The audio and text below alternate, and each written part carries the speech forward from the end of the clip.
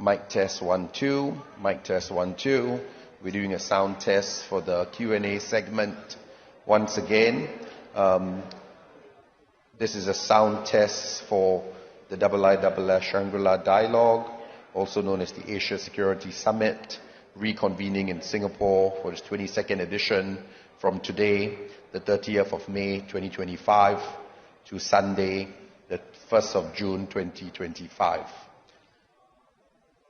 Mic test 1 2 3 4 5. Janice, if you want to come and walk on stage, we're going to do another sound test for the Q&A that will follow the opening remarks and the keynote address that will be delivered from the podium. Thereafter, there will be a Q&A at this very 2 seats with the President of the French Republic seated where I currently am, and the moderator, Dr. Bastian Gigrich, would be seated on my left. Okay, mic test 1 2 3. We're going to keep going for a while. Welcome to the IISS Shangri-La Dialogue, the 22nd Asia Security Summit, which reconvenes in Singapore from today, the Friday, the 30th of May 2025, till Sunday, the 1st of June 2025. Should you wish to join the conversations,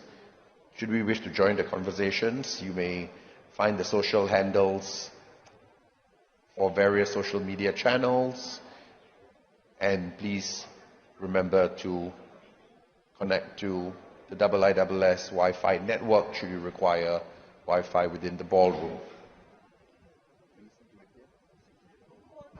Okay, mic test 2 3 4. The IISS Shangri-La Dialogue, also known as the Asia Security Summit, will be reconvening and starting shortly officially from approximately 8 p.m. in this ballroom. Mic test 2 3 4. You also see on stage the various other events that the IISS convenes globally, including the IISS Manama Dialogue, scheduled for 31st of October to the 2nd of November this year in the Kingdom of Bahrain. Should you require Wi-Fi, the network is SLD25 and the password is the 22nd edition with the capital E. Mic test 2 3 4. You now see the various social hashtags for the social media platform. I'm going to keep going for a little while more in terms of some of the interpretation. The official languages for the plenaries that take place tomorrow are English, Chinese, Japanese, and Korean. And these official languages are only applicable for the plenary session that runs tomorrow. Mic test 2 3 4 5 6 7. Top. We're going to move over to the moderator's microphone. Check 1 2 3 4 5 6 7 8 9 10. This is a question for the French President. Confirming the... Mic test 1 1 1 1 2 3 4 5. Can you hear me talk to you? 6 7 8 9 10. 1 2 3 4 5 6 7 5 6 7 8 9 10. 1 2 3 4 5 6 7 8 9 9. You're very good. 9 okay. 9 10. All right, we will now wrap up on the sound test. Thank you very much.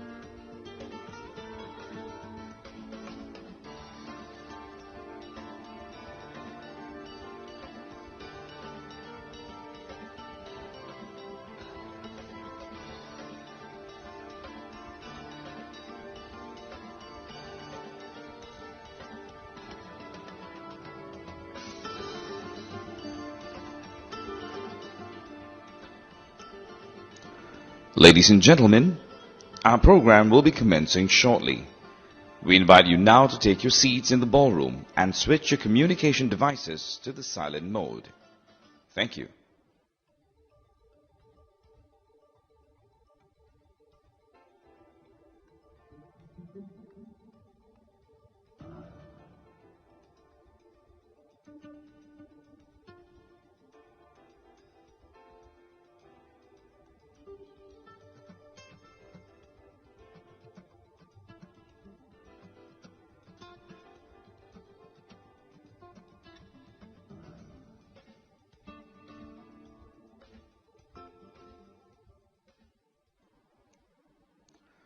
Ladies and gentlemen, our program will be commencing shortly. We invite you now to take your seats in the ballroom and switch your communication devices to the silent mode. Thank you. Ladies and gentlemen, our program will be commencing shortly. We invite you now to take your seats in the ballroom and switch your communication devices to the silent mode. Thank you.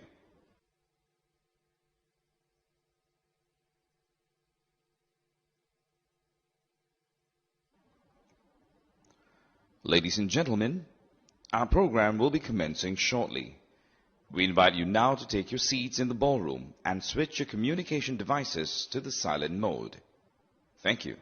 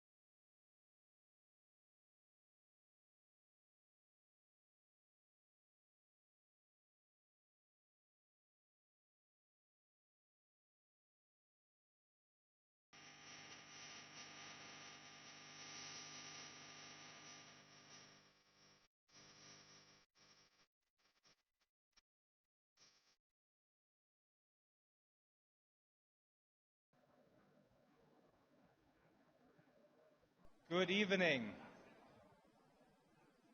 Presidents, Prime Minister, Excellencies, distinguished guests and delegates. Welcome to the 22nd IISS Shangri-La Dialogue. The IISS is delighted that you are here in Singapore to engage in 3 days of defense diplomacy.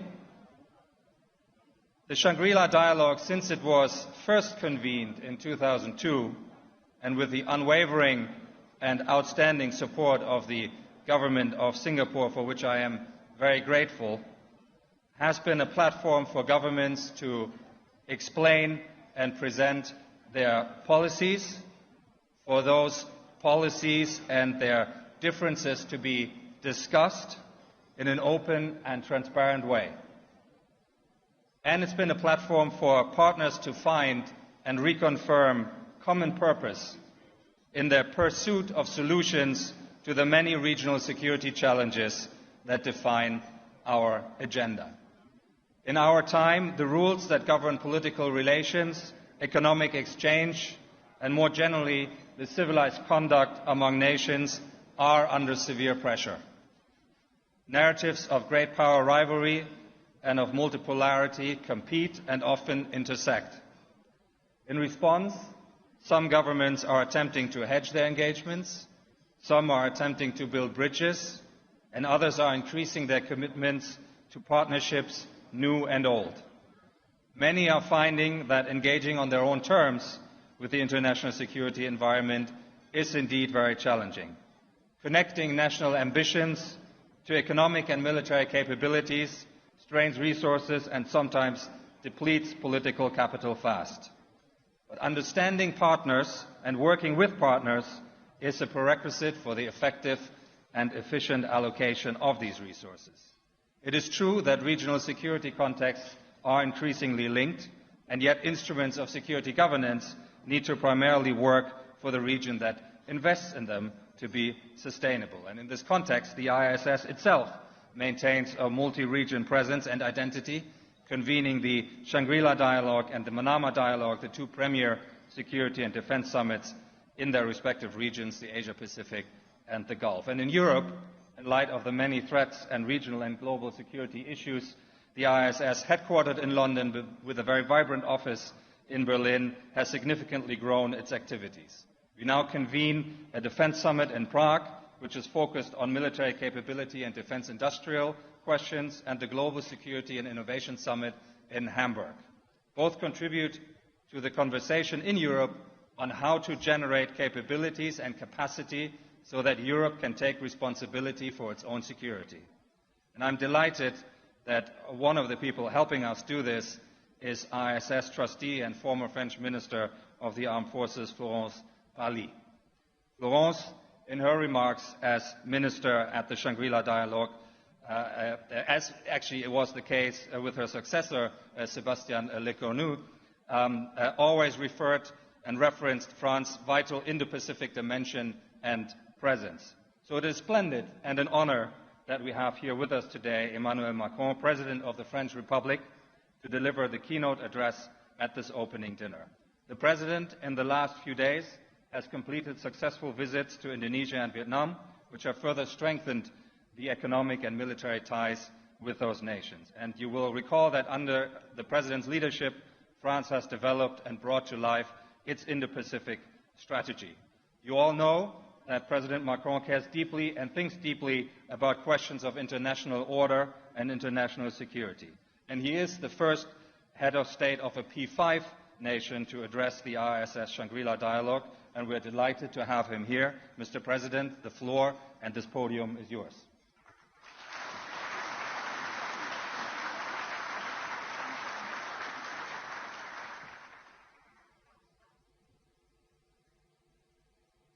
Thank you very much for this introduction, Mr. Chairman. Presidents, Prime Ministers, Mr. Prime Minister, dear Lawrence, Ministers, Members of Parliament, Ambassadors, Generals, ladies and gentlemen, I want first to thank Prime Minister of Singapore for his hospitality and his commitment to the strategic partnership with France.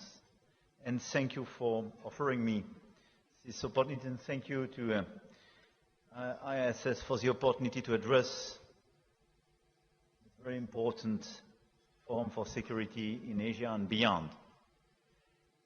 And I have to say, I received the invitation for your predecessor, Lawrence, in 2018. And I have to confess this evening that I'm not sure I was so right to procrastinate. Because for sure, it would have been easier to come in 2019 and deliver a speech on all these topics. Nevertheless, I'm here in front of you, and I will try to share some convictions. And first, let me tell you why I'm so committed to this region, and why France has something to tell. First, and it's most of the time forgotten, because France is an Indo-Pacific player. We have overseas territories in the region, from Réunion Island, Maya, to Wallis et Futuna, New Caledonia, French Polynesia, and other territories. So more than 1 million inhabitants, French inhabitants, live in this region. We have more than 8,000 soldiers permanently deployed in our bases. We established permanent bases in the region with some partners. And we deployed a lot of common exercises we strengthened during the past few years with a lot of countries. And even recently here with our aircraft carrier. And at the same time, obviously, we are a European country. And I will revert in my remarks several times about this new special relationship we have to consider between Europe and Indo-Pacific, and European Union and ASEAN. Clearly, we are living in a time of multiple crises, and it has to create new incentives to cooperate and perhaps try to invent new forms of cooperation as well. I would like first to try to explain a very important concept to me, starting this discussion, which is the fact that we have to be very careful on double standards for our action. Second, I will try to revert on the common interest in strategic autonomy we have between Europe and Asia, and I will try to share some key pillars of this new partnership between Europe and Asia. But first,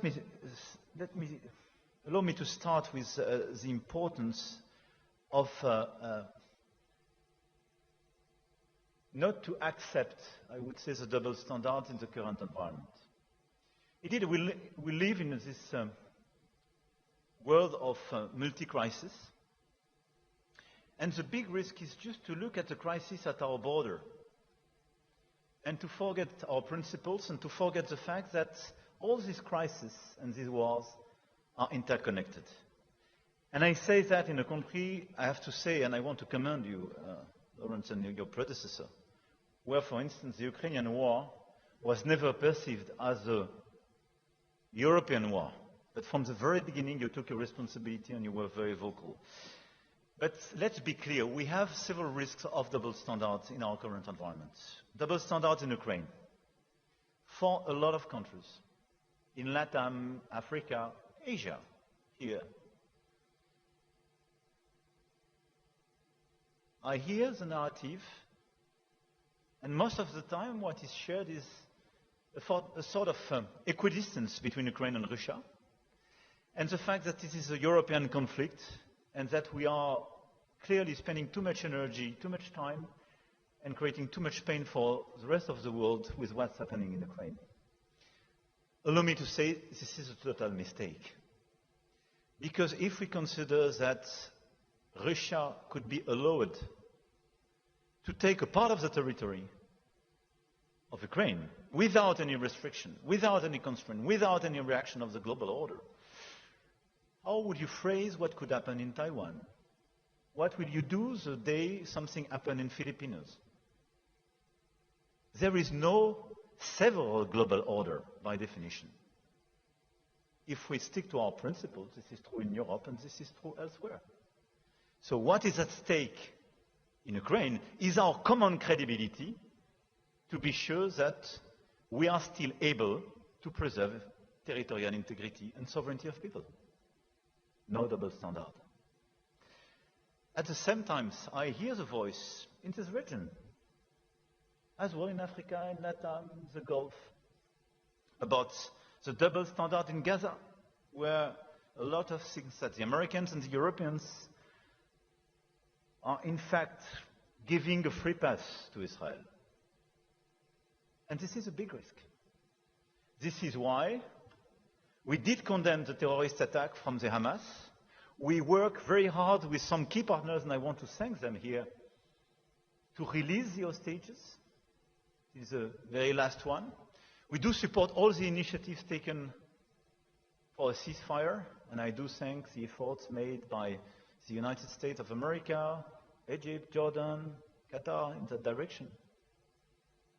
But we do believe that we need a ceasefire. The emergency is for a humanitarian answer. And we do have to work very hard for recognition of a Palestinian state and a mutual recognition in order to create a strong architecture of security in the region. And I can revert, if you want, into Q&A on this aspect. But this is the only way not to leave the floor to those saying, you live with double standards. If we abandon Gaza, if we consider there is a free pass for Israel, even if we do condemn the terrorist attacks, we kill our own credibility in the rest of the world. And this is why we do reject double standard, and this is why I think it's very important in our current environment to be consistent and to follow our principles, our rules, and to consider that what is at stake is clearly the global order, and what is at stake is our credibility to protect this global order. Having said that, I think a risk of double standards is as well to abandon totally our agenda of sustainability and health. And it could surprise a lot of people when I say that in front of a lot of defense ministers and so on, but everything is intercorrelated. And by the way, we experienced quite recently the fact that the pandemic could have some security impact and change a little bit the course of the world. But this is a double standard. If we, as rich country, we stop investing in sustainability, meaning climate and biodiversity and health, because this is a new nexus, because it could create new crises and new security crises, and because this is a killer for our credibility vis-à-vis the South. This is the best way to open the door for a big divide of this world. So this is why, having said that, I do consider that rejecting double standards in all these affairs do not imply balancing everything, but very clearly requires us to be very consistent in this approach. And I insist on that because I do believe that the main risk today is a risk of division of the world and a division between the two superpowers. And the instruction given to all the others, you have to choose your side. If we do so, we will kill the global order, and we will destroy, methodically, all the institutions we created after the Second World War in order to preserve peace and to have cooperation on health, on climate, on human rights, and so on. But we need them, probably much more than before. This is why I believe our key challenge is how to preserve peace and stability and prosperity in this current environment. And in a moment when the competition between China and the United States for global leadership could create constraints and a side effect for each of us, without us willing or even able to imagine handing our interests over to one or the other, how to react. And I will be clear. France is a friend and an ally of the United States, and is a friend, and we do cooperate, even if sometimes we disagree and compete with China.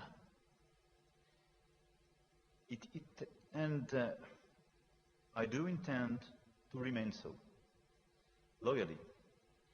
with a demanding approach of our own interests. But France is no less attached to what is essential for herself: strategic autonomy, freedom of sovereignty. And we do defend this approach for Europe and for Indo-Pacific, which means we want to cooperate, but we don't want to depend. We want to cooperate, but we don't want to be instructed on a daily basis what is allowed, what is not allowed, and how our life will change because of the decision of a single person. And the commitment by France is part of a long-term commitment. It's a singular voice, faithful to a certain idea of peoples and their independence, which General de Gaulle set out in 1966 in his speech in Phnom Penh. And this idea remains the compass of France, and we intend to continue being a force for peace and equilibrium. Having said that, I do believe that Europe and Asia, and this is my second point, have a common interest in this very moment, and a common interest to follow this line of strategic autonomy. First, because we live the same challenges. We have a challenge of revisionist countries that want to impose, under the name of spheres of influence, in reality, spheres of coercion. Countries that want to control areas from the fringe of Europe to the archipelagos in the South China Sea, at the exclusion of regional partners, oblivious to international law. Countries that want to appropriate resources, whether fishing or mineral, and crowd out others from their benefit. Countries that want to impose on free countries their foreign policy choices or prejudice their alliances. No way for these spheres of coercion. Second, we have the challenge of terror and enduring mutual grievances that remains all too present, and we saw it very recently again in the region. And it is compounded by the alarming propensity of countries to resort to force, including between heavily armed states, as we saw it as well very recently. Third, we live in a time of a potential erosion of long-time alliances, whose credibility and clout is under threat. Alliances, by the element of balance they brought, had been essential to maintain stability in Europe and Asia. And the sense that their promise might not be ironclad is ushering in a new instability. We see it every day. And the credibility of the alliances, which is to be confirmed, is a very important point for stability. Fourth, we have now a big risk of nuclear proliferation. This is why the situation in Iran is so critical, and this is why we do consider that the work which is being done by the United States of America in Iran is so critical. And this is why, especially the E3, wants to be a reliable and consistent partner in order to avoid any type of nuclear proliferation in Iran. Because it would trigger all sorts of justification to proliferate elsewhere with a domino effect. But let's be clear, the situation is very challenging as well in Europe. When Ukraine, the country that renounced nuclear weapons in 1991, is the one that Russia is repeatedly invading, how could there not be a second thought?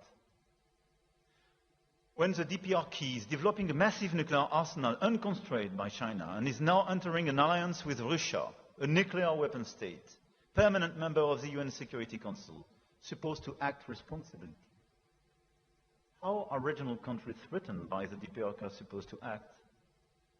What can reasonably be on their mind when they owe their people, before anything else, their security? In Europe and in Asia, how can mid-sized countries faced with aggressive nations ensure that they won't have to surrender or live in fear? But sure enough, our challenges are not only similar, they are getting increasingly intertwined. They are intertwined because when you look at this situation, during the past few years, I had objected to NATO having any role in Asia, because for me, N is for North Atlantic. And because I don't believe in being enrolled in someone else's strategic rivalry. But what's happening with North Korea being present alongside with Russia on the European soil is a big question for all of us. And this is why, if China doesn't want NATO being involved in Southeast Asia or in Asia, they should prevent clearly DPRK to be engaged on the European soil. All this is happening also at a moment when nations like France and Asian countries are facing issues of scale raised by the development of technology, and I clearly make the linkage between these two issues. Our challenges are intertwined because we do face the same reality. Whether we are talking about AI or space, scale is of the essence. And in these two critical dual-use technologies, the first to reach scale will be much more competitive and will drive out the others. And we can't lose the race. And this is why, by the way, we want to team up with Singapore on all these issues, and we have a very strong partnership. But this is how we are clearly linked together in these common challenges.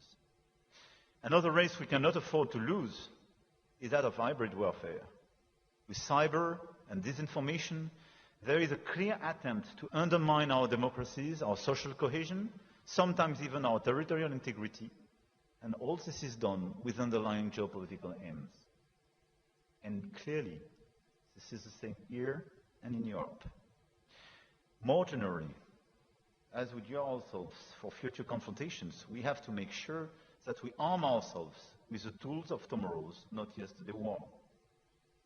And let's be clear, both ASEAN and Europe are impacted by the unpredictability of the new tariff approach and the end of a rule-based order for our trade.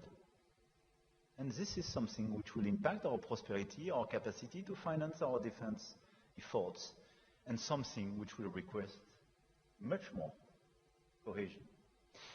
All these challenges I've just mentioned are the perfect illustration of the fact that we are living in a time where what we have to do is to face these challenges and to take into consideration that both the Europeans and the Asians are much more intertwined than we thought. But the question now is how to act concretely in order to deliver the strategic autonomy agenda. This is a challenge for Europe, this is a challenge for your region, and this is a common challenge. Because this is the only way to preserve freedom, prosperity, and security. Let me start by Europe first. We cannot overestimate the depth of the mental revolution brought about by Russia's aggression and the concerns about alliances. But let's be clear, I have advocated for years more independence, more sovereignty, more strategic autonomy for all Europe. Let's be clear, there was a doubt during a few years. But in March 2022, the European Union decided very clearly a strategic autonomy agenda. And we decided on defense and security, on technology, on industry, on energy, on all the different fields to reduce our dependencies and de-risk our model. It is absolutely critical in the current environment. And during the past few months, based on the work we collaborated with the British Prime Minister, the coalitions of the willings, and the strong coordination with some leaders, with Chancellor of Germany, Prime Minister of Poland, but a whole bunch of countries of the European Union and a lot of allies, we built this coalition of the willings regarding the Russian war in Ukraine. And the message was very clear. We will work together to the very end to provide security guarantees to the Ukrainians, to build a robust peace in this region of the world, and to reinvest our own defense and security, because Russia will remain an existential threat for us. This is the second wake-up call after 2022. And what we will do, what we are doing, is to increase till 3.5% GDP our defense expenditure. Probably we will go further and faster. But this is the willingness of the Europeans to build their independence in terms of defense and security, which is consistent with the request and the fair request of the United States of America, which is to say, you should take more of the burden for your own security.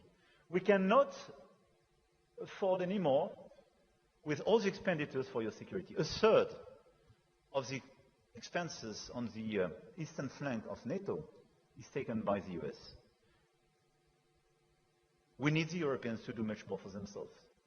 But at the same time, we need the Europeans to be much more independent for themselves, meaning building their own capacities and capabilities, developing their own industries, and working by choice with the US, with partners here in the region, but not depending on anybody, especially for our own security.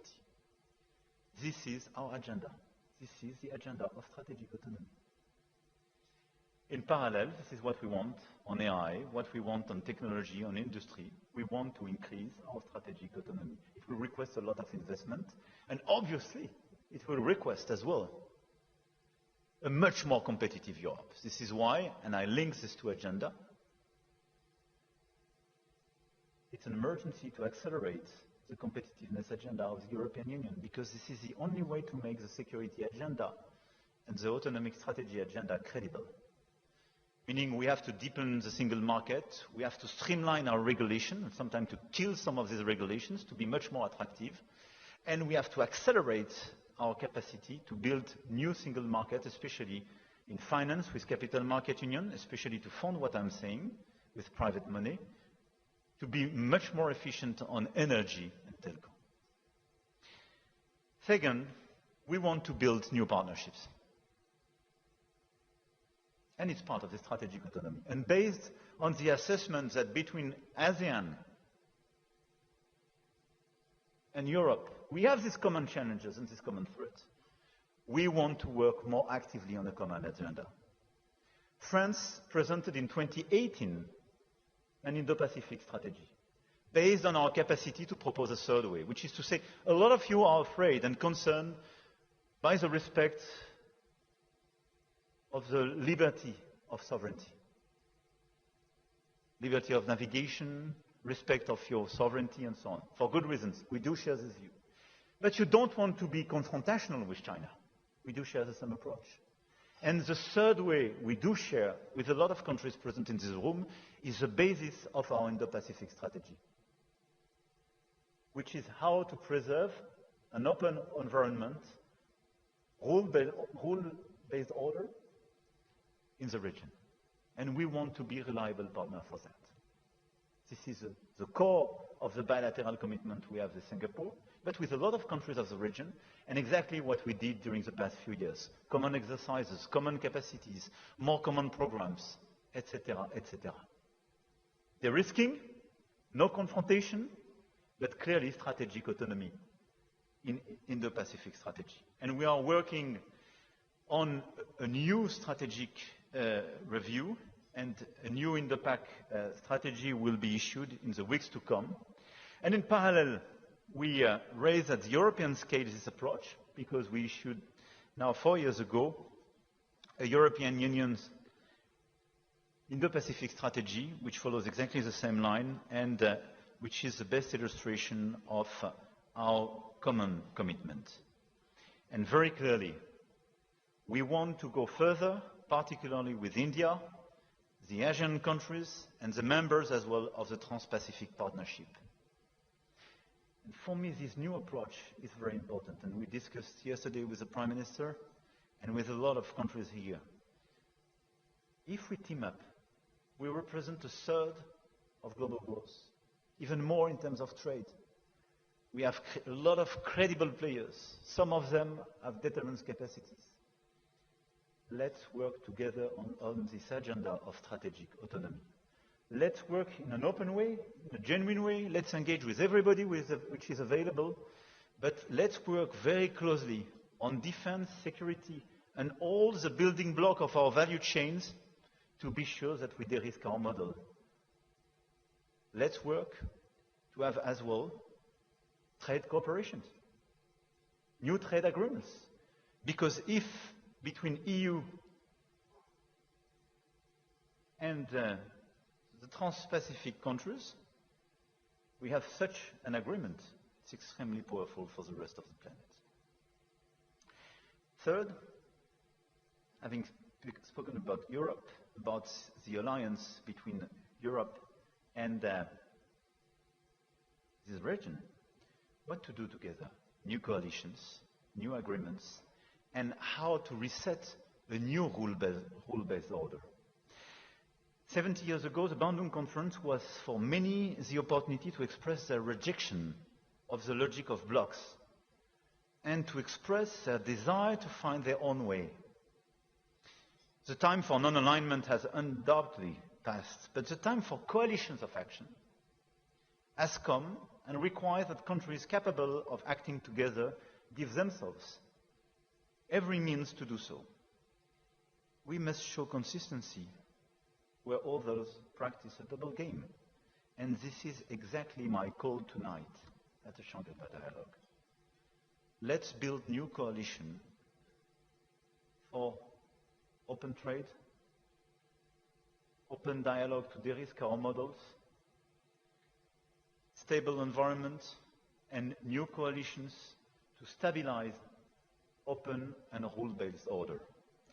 The rules must remain the inviolability of borders, respect for sovereignty, refusal to use force as a means of domination, and we must cultivate a spirit of independence and a desire for cooperation. And saying that, I have the feeling almost to quote the DNA and to describe the DNA of Singapore. But this is exactly what we need. With, in fact, the offer to both the US and China to join such an approach. But we cannot just remain seated and say, okay, there is no more WTO. What do we do with tariffs? Okay, we are not so sure that we have the full-fledged guarantee in the existing alliance. What do we do? We want to act. We want to preserve our stability, our peace, and our prosperity.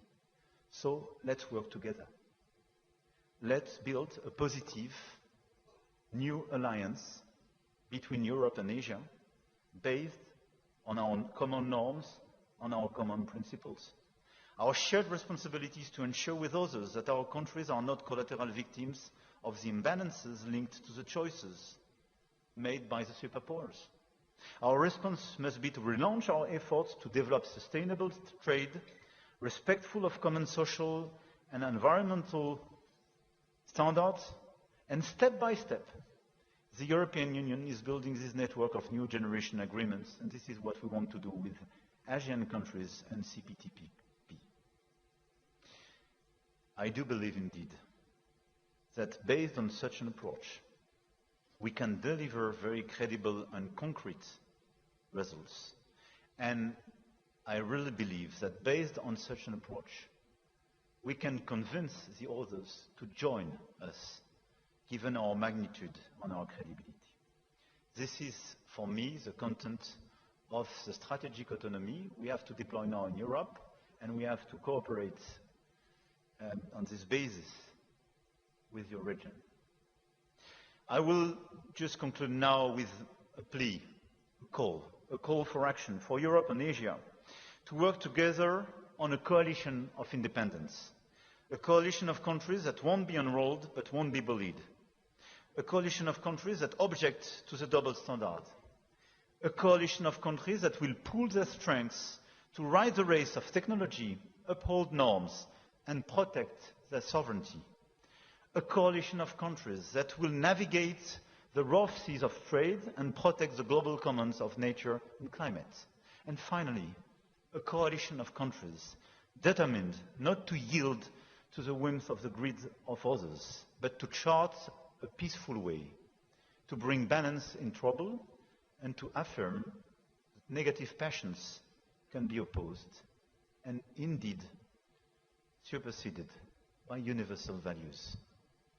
This is our common DNA, and this is exactly, I do believe, why Singapore does exist, why your region have so many countries being independent today, and why both France and the European Union are here today.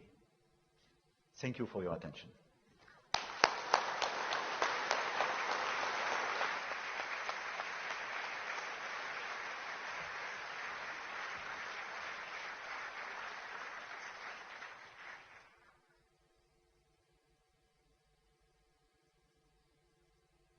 President Macron, thank you very much for this wonderful way to kick us off. I noted that you had pairs of important words there to structure your argument.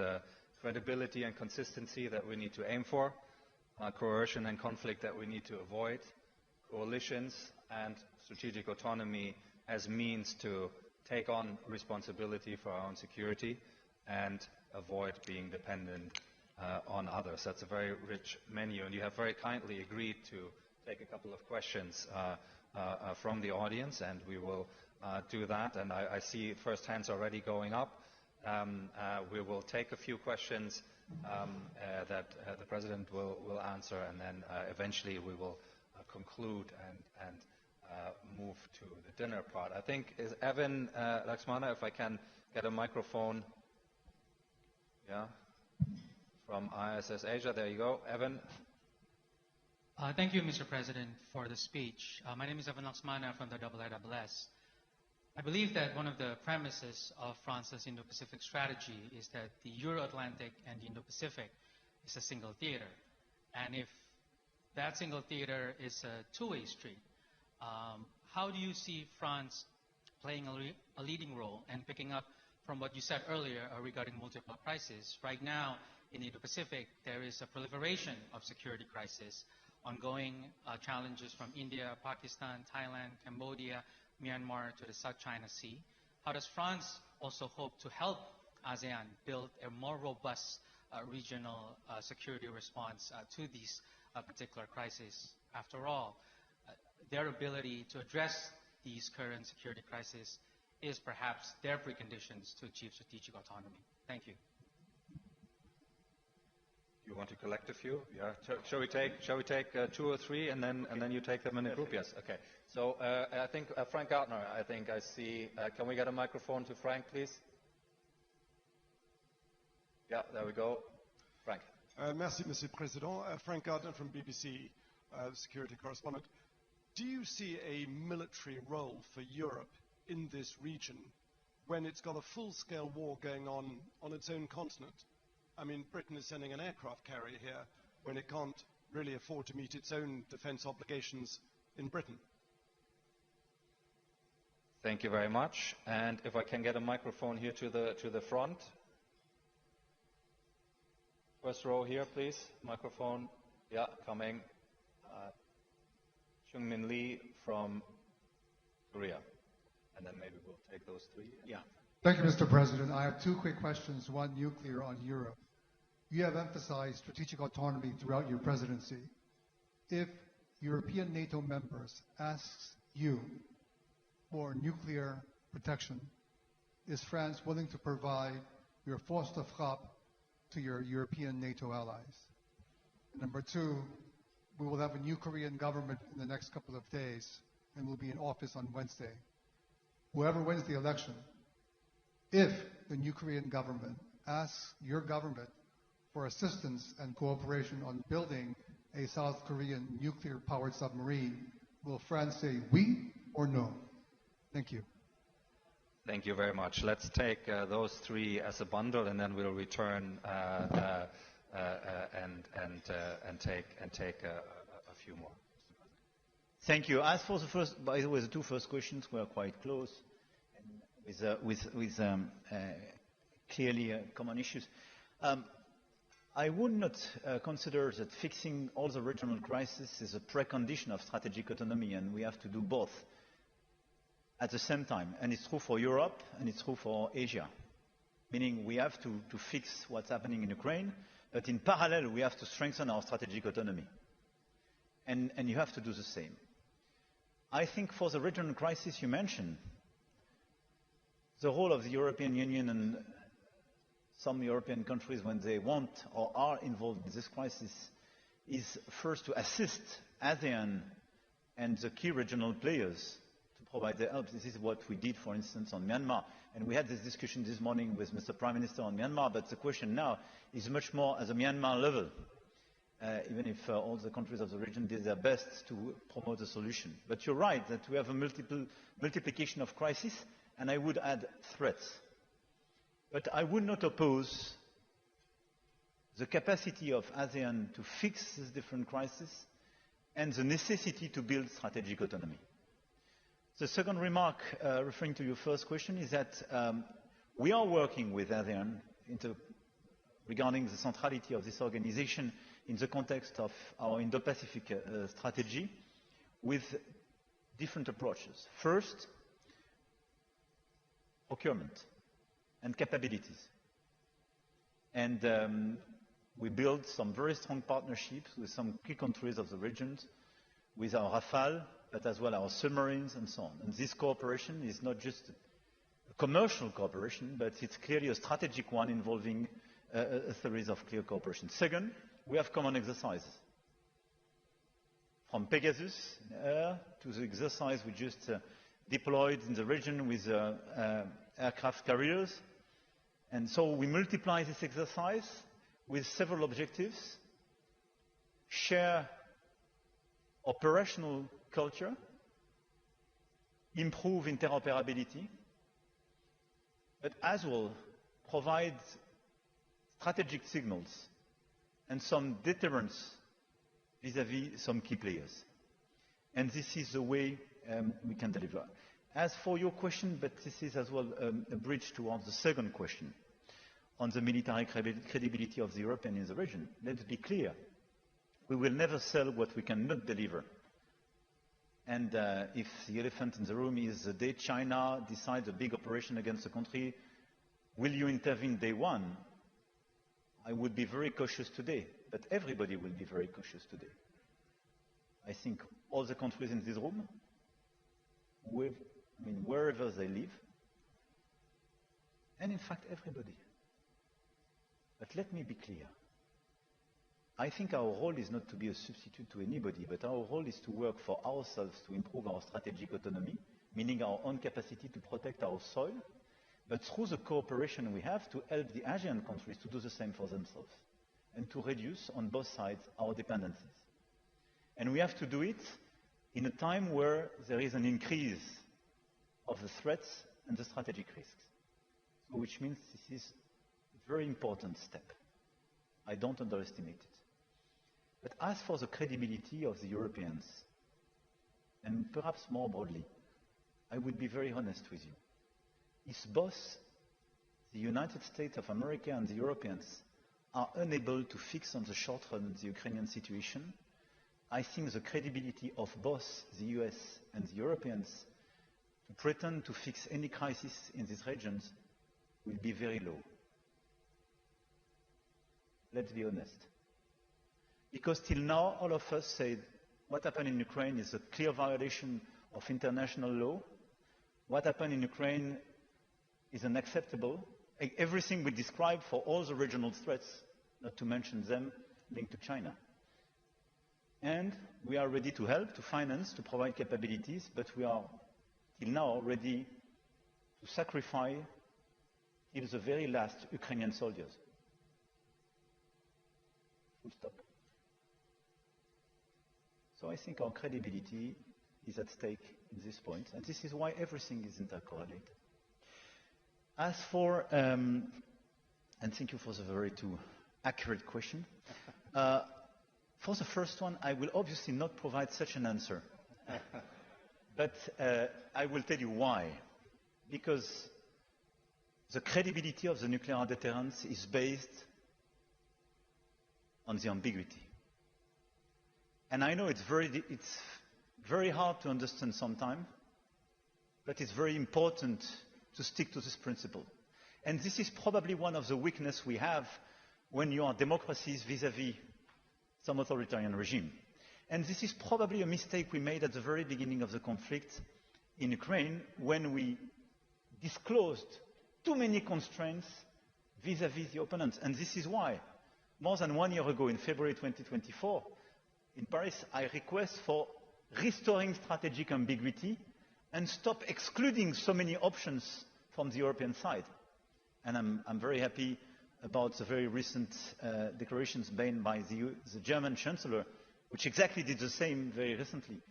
We need strategic ambiguity. The day you give, by the way, all the roadmap to your enemy, you reduce the efficiency of your deterrence capacity. But what I can say is that from the very beginning of the nuclear capacities in France, we integrated a European dimension. And we remain quite large and vague for good reasons. But in parallel, we are working hard and we will launch a new phase, a new era, and I will revert in the months to come on that, in order to have, perhaps with some European countries, a different approach. As for South Korea, I think this is a very fair question, and this question is very legitimate. If I were South Korean, it would be my first question. Which is, in fact, if guys, you fail to contain the capacity of North Korea to get nuclear weapon, am I sure that I'm still safe? And am I sure the day I will be attacked, you will not fail to protect me? I think we should reopen the North Korean topic first. I think the big risk of the current environment is to open a new proliferation area. And this is why, for me, Iran is so critical. Because the day, de facto, we accept that, it will trigger a series of legitimate requests of a lot of other countries to get nuclear weapons. So this is why the US agenda on North Korea is so important. And because I will be clear, the Europeans don't have the capacity to be the one to negotiate and trigger such a negotiation. This is clearly the United States of America. And President Trump, during his first mandate, started to resume some discussions. And this is part of the strategic discussion we have to frame with the United States, because it's a fair approach to say we want to deliver less for the Europeans, and the Europeans have to take much more of their burden because we want to focus on some other issues. But my fair answer would be, I would prefer us collectively to contain much more the capacities and give you visibility on the North Korean capacities and helping you to get access to new ones. Mr. President, thank you very much. I'm going to disappoint a few people now who have thought the floor, but time has marched on. And possibly I'm going to disappoint the President as well, because I know he is ready to answer more questions. But we'll draw this to a conclusion here. And let me invite everybody again to once more thank President Macron for this wonderful way of kicking off the Shangri-La Dialogue. Thank you.